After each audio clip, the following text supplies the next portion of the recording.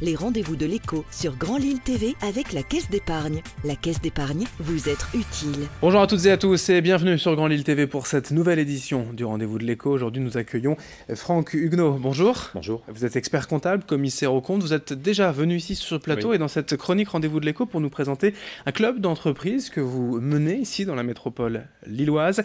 Mais là, vous avez eu une autre idée finalement, un club de repreneurs d'entreprise. C'est différent, ce sont des gens qui ont le projet de reprendre une entreprise. On ne parle pas ici de création de société déjà établie. La différence, c'est quoi ? Alors la différence, c'est dans un club d'entrepreneurs, c'est plus faire du business entre nous, se retrouver, des gens qui sont déjà installés. Un club de repreneurs, c'est un type de profil différent, souvent des cadres d'une quarantaine d'années qui sortent de grosses entreprises avec un montant d'indemnité souvent significatif et qui se disent « bon, je vais me lancer dans la reprise d'entreprise ». Et ce genre de club, de structure n'existait pas forcément via la CCI peut-être, il y a des accompagnements, mais pas sous forme de club. Il y en a plusieurs. Pour le lancer, je me suis rapproché d'un de mes clients de mon cabinet qui s'occupe de céder des entreprises. Et en lui soumettant l'idée, en lui disant simplement, voilà, qu'est-ce que tu en penses ? Et c'est lui qui m'a dit, écoute, c'est une bonne idée, les repreneurs sont souvent seuls, ou alors quand on les accompagne, c'est tout de suite des prestations payantes. Et donc, ils ne savent pas très bien s'orienter. L'idée, c'était plus de créer un environnement favorable autour d'eux, sous forme associative. Et c'était plus intéressant de les regrouper dans un club à part, entre guillemets, plutôt que de les prendre sous votre aile dans ce club d'entreprise déjà existant ?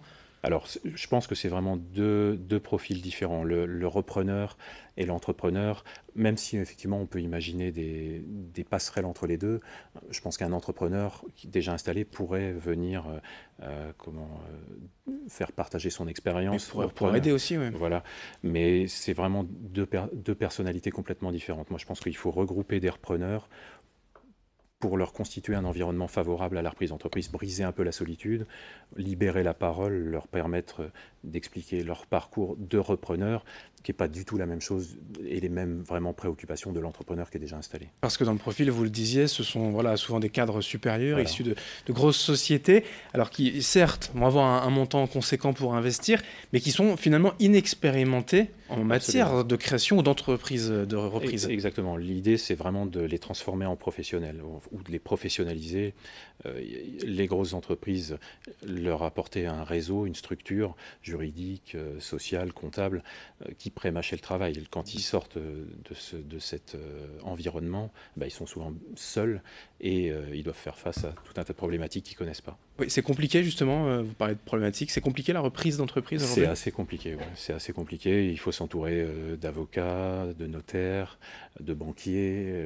Il faut aller vers les bons réseaux. Les bonnes entreprises souvent sont vendues assez rapidement.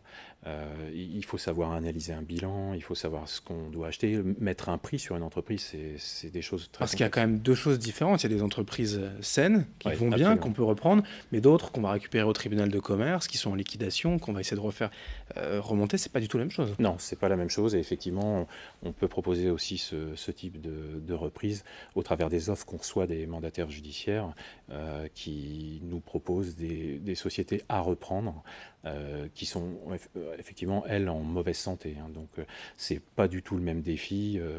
C'est vraiment reconstruire quelque chose. Et c'est là où il faut être aidé, certainement davantage, d'autant plus. Absolument. C'est là qu'il faut bien s'entourer. Oui. C'est pas du tout la même problématique. On se retrouve face à une entreprise qui est complètement détruite, ou en tout cas qui ne va pas nous assurer une rentabilité immédiate. Alors par contre, les prix d'achat ne sont pas les mêmes, évidemment. Évidemment.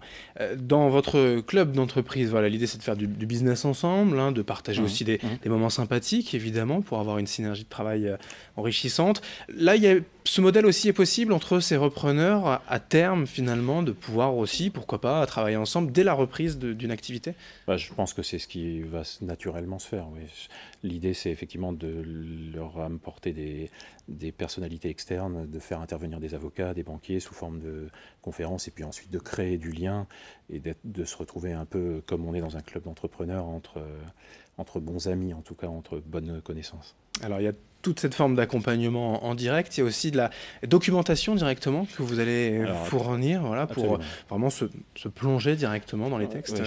L'idée était aussi autour de créer un centre documentaire, parce que c'est vrai qu'il faut savoir où s'adresser pour obtenir les offres de reprise, voilà, mettre un peu à disposition des outils. On a des bases de données, notamment un logiciel qui nous permet d'accéder à tout un tas d'informations sur les entreprises qui sont bien plus pointues et mieux structurées que quand on va sur Internet, sur Infogreffe par exemple. Donc on va mettre à disposition ces logiciels et ces bases de données qui leur permettront de mieux appréhender la reprise. Alors vous êtes aujourd'hui au tout début de l'aventure de ce club, mais déjà vous sentez que les repreneurs que vous avez pu croiser sont demandeurs, sont satisfaits de ce genre d'initiative? Je l'ai fait, je suis expert comptable, donc de manière très empirique, c'est-à-dire que j'ai testé, voir si le projet allait pouvoir fonctionner, et oui, ça marche très bien, c'est-à-dire que tous ceux que j'ai croisés m'ont dit, écoutez, j'en suis, et donc j'attends d'avoir, disons, 6, 7, 8 personnes pour le lancer officiellement. Avec un ticket d'entrée qui sera... Alors, on va mettre ça autour de, je pense, de 500 €. C'est vraiment une cotisation à l'année pour financer les frais de l'association. C'est juste symbolique. Et le nom? Alors, le nom, on ne l'a pas encore trouvé. Voilà. Et donc, ce sera à définir avec les premiers membres, je pense. Bon, très bien, voilà. Ça sera collégial, dirons-nous. Merci, Franck Huguenot, d'être venu aujourd'hui sur Grand Lille TV pour ce rendez-vous de l'éco-expert comptable, commissaire aux comptes, pour la création de ce club de repreneurs d'entreprises. Suivez bien l'actualité, on ne manquera pas très certainement d'en reparler ici même. Merci encore. Merci. Et merci à vous de nous avoir suivis. Dans un instant, l'information continue sur Grand Lille TV. Les rendez-vous de l'éco sur Grand Lille TV avec la Caisse d'épargne. La Caisse d'épargne, vous êtes utile.